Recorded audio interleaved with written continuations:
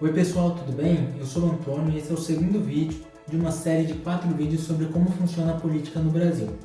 E hoje vamos falar sobre tributação no Brasil. Mas antes de entender como funciona a tributação no Brasil, precisamos entender o que é a tributação.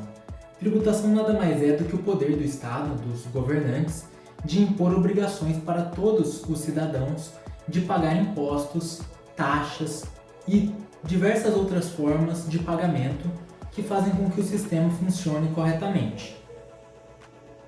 Podemos falar então que a tributação no Brasil representa a atividade financeira do Estado, e essa pode ser dividida em duas partes.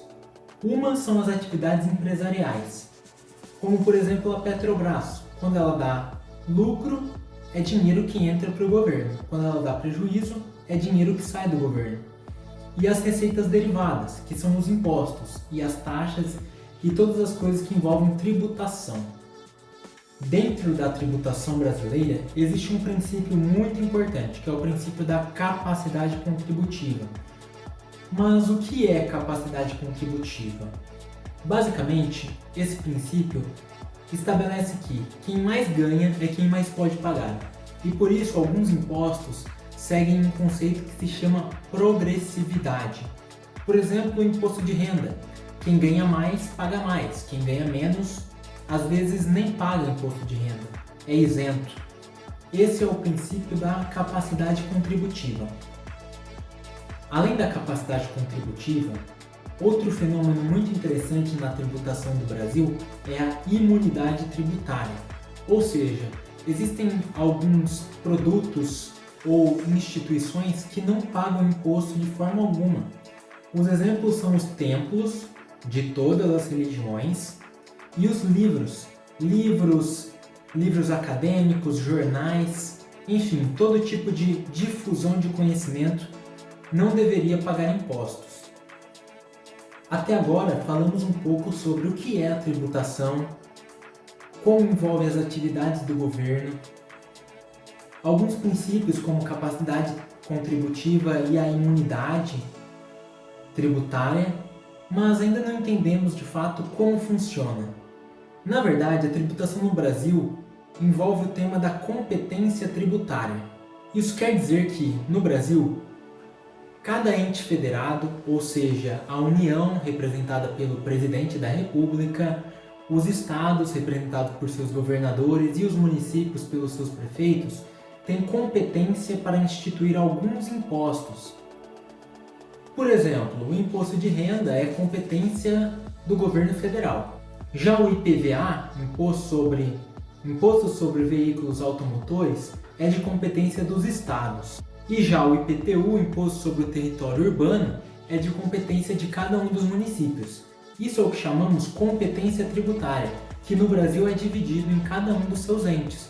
Existem muitos outros impostos que cada um dos entes é responsável.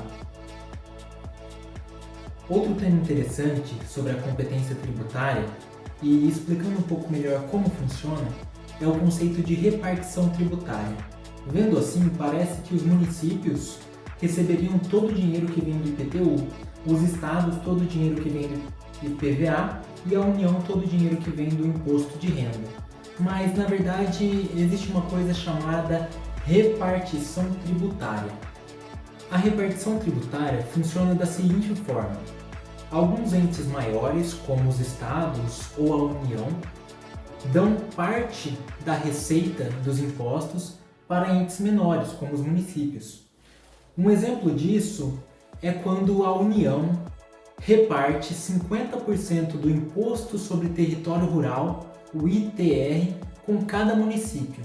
Então isso significa que, se você tem um imóvel na área rural de uma cidade do estado de São Paulo, você paga o imposto sobre o seu território para a União, mas 50% desse imposto vai para o município mais próximo da sua área rural.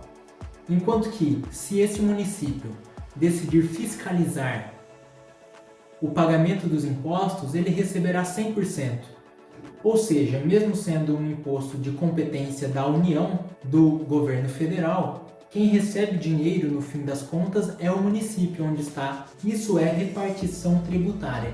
E existem muitos impostos que seguem essa regra com fatias diferentes, 25%, 50% e outras. Tudo isso faz com que o dinheiro chegue na mão dos municípios e estados e não fique tão concentrado na mão da União. Com isso nós terminamos nosso vídeo de hoje.